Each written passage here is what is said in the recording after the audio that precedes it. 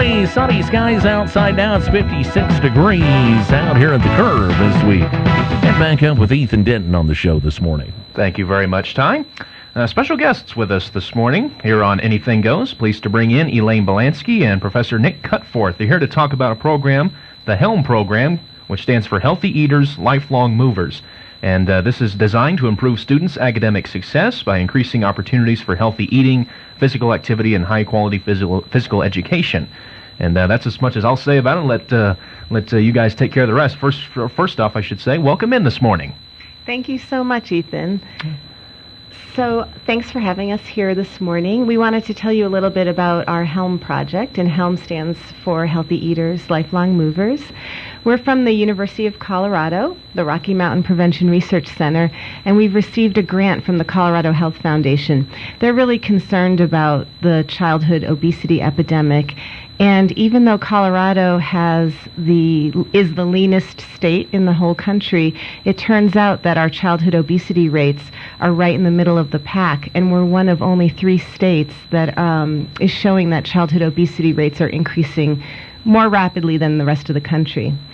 So they've given us some money to work with schools in southeast Colorado to promote healthy eating and physical activity. Very good.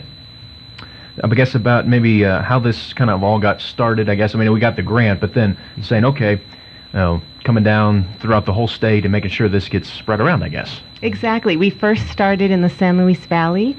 We've worked with all 47 K-12 schools there, and that started in 2010, and it was very successful. Nick will talk about the physical education part of it, but on the other aspect of HELM, there's 2 components I'll just say quickly. One is called AIM, which is a strategic planning process that stands for Assess, Identify, Make It Happen. And what happens there is that schools put together task forces, and they look at ways to create more opportunities for kids to move during the day and to eat better. And we know both of those things are really related to academic achievement. So it was very successful in the San Luis Valley. We had schools put in on average about 4 changes that they were able to keep in place over time. Things like adding fruits and vegetables to the lunch line, having more equipment out on the playground, things like that. And the physical education part of our program, which is called the Academy, was also really successful. And I think Nick can talk about that.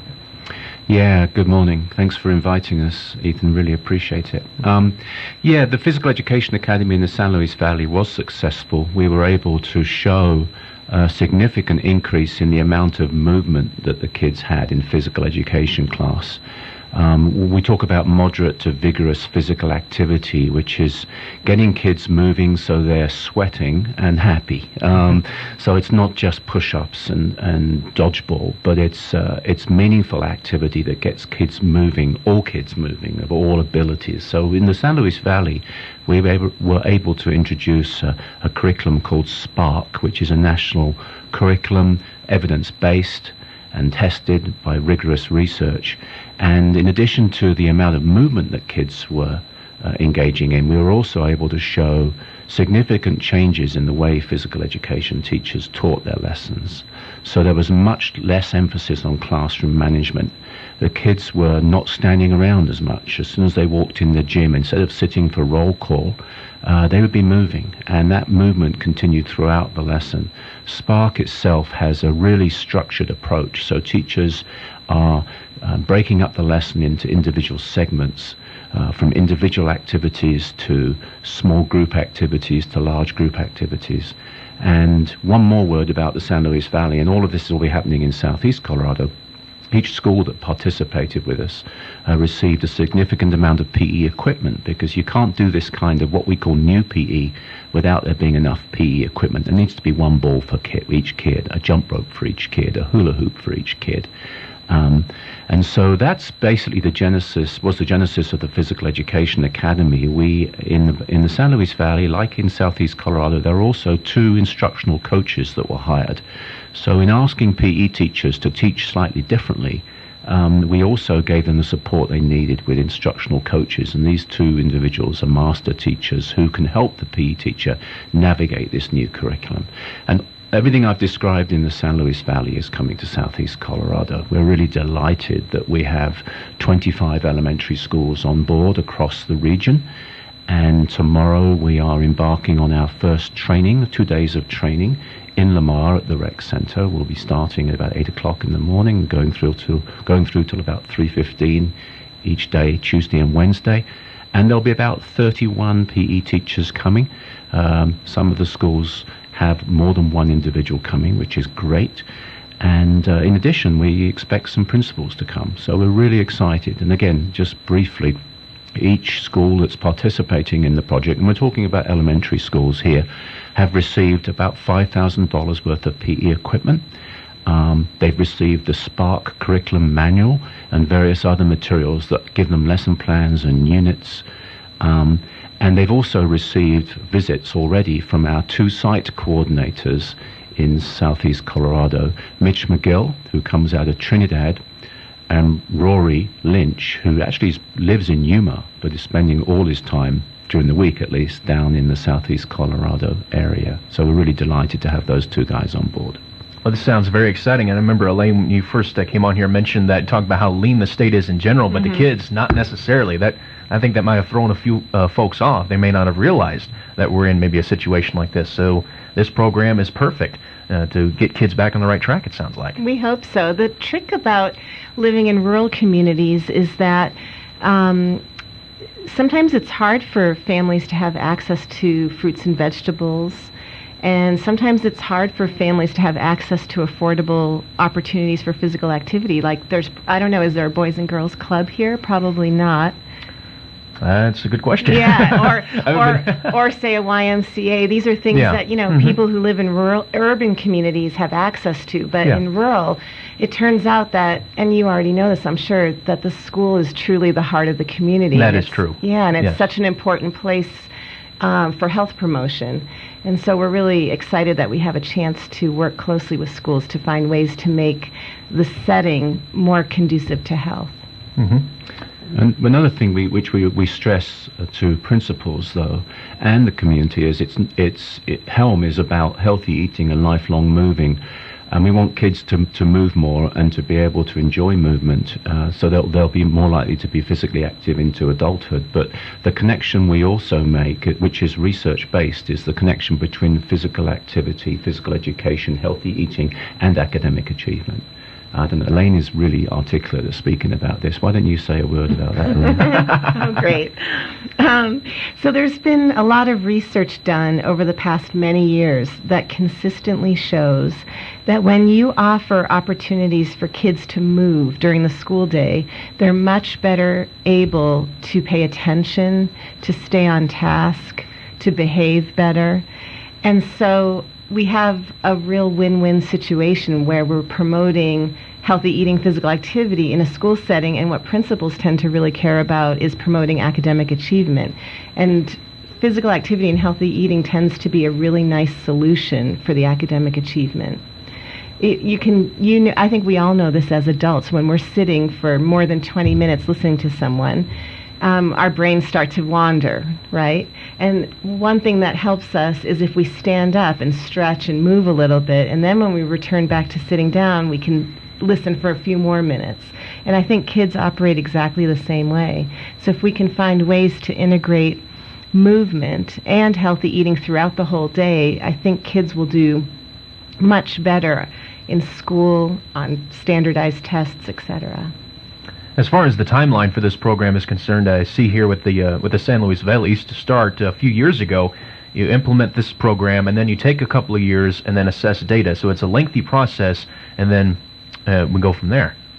Absolutely. We've learned a lot in the San Luis Valley, and and as I said earlier, we've achieved findings that, frankly, have surpassed other national studies, and we're very intentional around collecting data.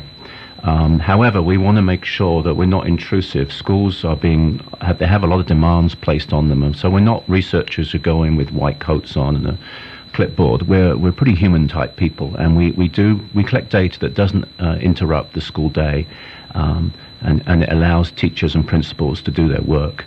But yeah, we've got a model that Elaine has talked about. I briefly talked about the PE Academy. The AIM model that Elaine talked about have both been shown to work, and are research based. And then the Health Foundation said to us, "We'll give you some more money, but we want you to expand to, for us, was a new region, Southeast Colorado, a region that is huge compared to the San Luis Valley. It's about 3 times the size."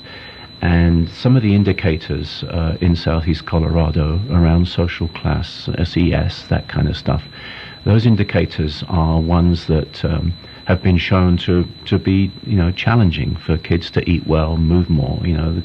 There is a relationship between social class and academic achievement, and we want to make sure that we can help principals and PE teachers continue doing the great work that they're doing, and expand the kind of toolbox that they have to work towards something that is the most important, which is the academic achievement of kids.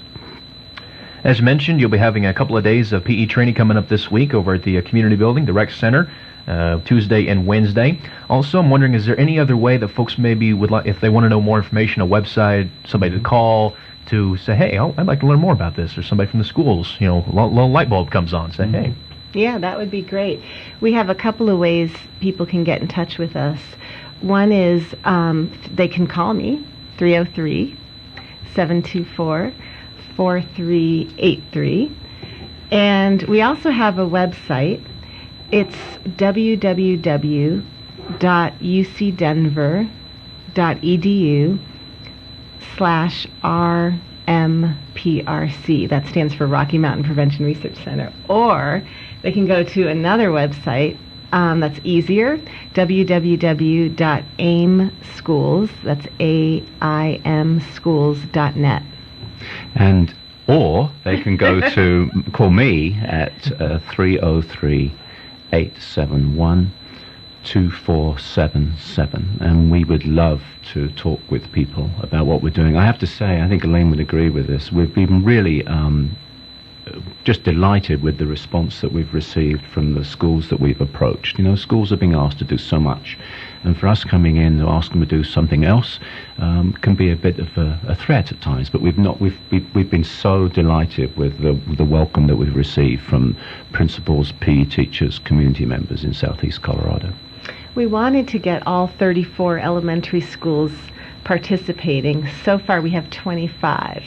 So we're hoping that maybe there'll be a little movement towards saying yes from those other 9 schools once they maybe hear a little bit more from their fellow PE teachers and principals in the community. Yeah, because as Nick said, it may be a little scary to some folks at first, and if they're not quite sure, and find out a little more, and it may be quite refreshing to some folks, because it sure sounds like in San Luis Valley that work has been done, and certainly quite a fair share of schools here are already jumping on board with this. So that's very good. Guys, anything else before we let you go this morning? One thing I just want to add is that the Colorado Health Foundation has been extremely generous, and they want to make it so easy for schools to say yes to the Healthy Eaters Lifelong Movers project. So in addition to the PE equipment and site coordinator support and professional development that Nick talked about, on the AIM side of things, that's our strategic planning process where we work with schools to help them put changes in place to promote physical activity and healthy eating. The Colorado Health Foundation has given us enough money to pay each school $4,000 for doing AIM. So I just thought I'd mention that as a really generous financial incentive. Yeah, and we're all excited also about the role of the public health departments in AIM. Why don't you just briefly talk about how the public health departments are getting involved? Sure. So what we've done is we have trained all of the local public health agencies in Southeast Colorado on the AIM process so that they can work directly with schools in their area. So it's very exciting. So for example, Robin Trujillo in Baca County was one of many people trained, and she will be working directly with schools in her area, leading them through the strategic planning process to help them make changes. And so AIM has a very local flavor because it's people who are coming to work with you in your school. All right. Elaine can be reached 303-724-4383, or Nick at 871-2477. Sorry, I was looking at the wrong number there. Nick's at 303-871-2477. Guys, thank you so much for taking the time this morning. This sounds wonderful, and hopefully things continue to sprout growth here as far as the HELM program is concerned here in the Southeast. Thank you. Thank you. Thank you very much indeed.